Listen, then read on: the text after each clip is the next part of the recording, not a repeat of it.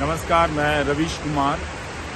हम उस जगह पर हैं जिसे न जाने दुनिया में कितने लाखों लोग बहुत पहले देख चुके हैं। हमारे देश के न जाने कितने लोग यहाँ अमेरिका आकर, न्यूयॉर्क आकर देख चुके हैं।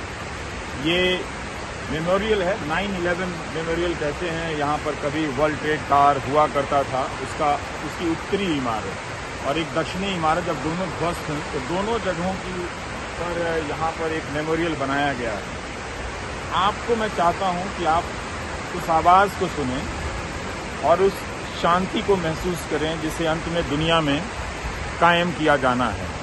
हम बहुत तरीकों की हिंसा से घिरे हुए हैं। आतंकवाद एक चेहरा है उसका, लेकिन उसके नीचे भी राज्य की हिंसा, समाज की हिंसा, धर्म की हिंसा, विचार की हिंसा, कई तरह की हिंसाओं से हम घिरे हुए हैं। उन हिंसाओं के बीच पानी की जो ये आवाज़ है वो हमें शांत करने की कोशिश करती है, ताकि हम थोड़ा ठहर जाएं, अपने वहशीपन को समझें, अपनी नफरत को समझें और किसी के प्रति इतनी नफरत और उसकी हदों को इस हद तक ना, सीमाओं को हम इस हद तक ना पार कर जाएं कि हम जान ले लें हजारों लोगों की। तो ये आप महसूस करें। मैं थोड़ी देर के लिए चुप रहूंगा और आप पानी की जो आवाज़ है, इसकी जो कल्पना है जिसने भी की है वो शानदार है।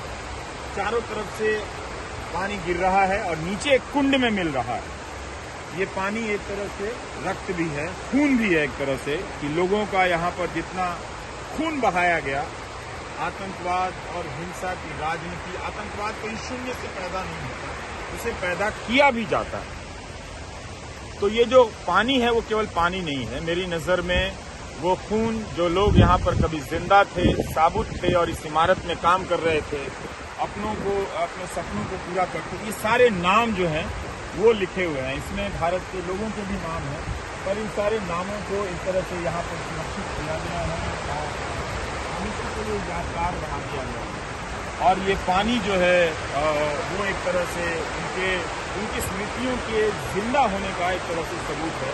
लोग आराम से पानी यहाँ पर गिर रहा है और आप देखें तो यहाँ आकर ये सिर्फ वीडियो बनाने और सेल्फी का पॉइंट हो ही नहीं सकता है किसी भी तरीके से। और अगर आप बहुत जल्दी मैं चलकर आऊँ और वहाँ पर आप महसूस कर सकें, क्योंकि सूरज की रोशनी है तो आप बहुत ज़्यादा आप नहीं देख पाएंगे, लेकिन आप अगर देख सकते हैं तो मैं कोशिश करूँगा कि आप देखें कि पानी गिर रहा है।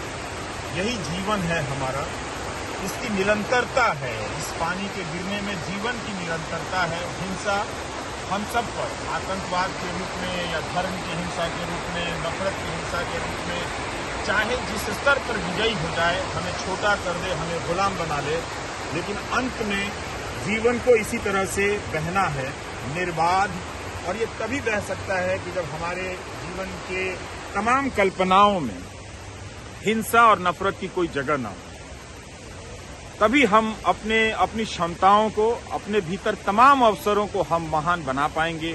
जो अवसर हमें इस जीवन में उपलब्ध कराए गए हैं, उन अवसरों से अपने लिए भी और दूसरों के लिए भी हम बहुत कुछ हासिल कर सकते हैं।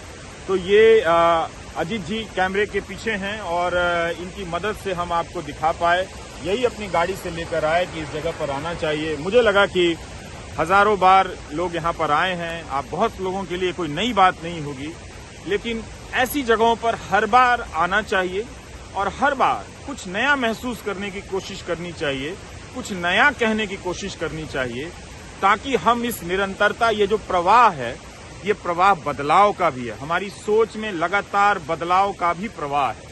तो हमें इस पानी के जो धारा है उसे हमें समझना है।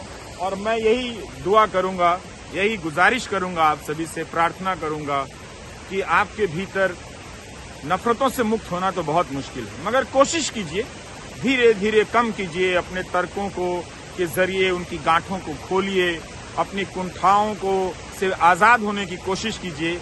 आप देखिएगा कि आपको लगेगा कि जिंदगी क्या कमाल की चीज़ है, खुद जीने में और दूसरों को जीने देने में। नमस्कार, मैं रवीश।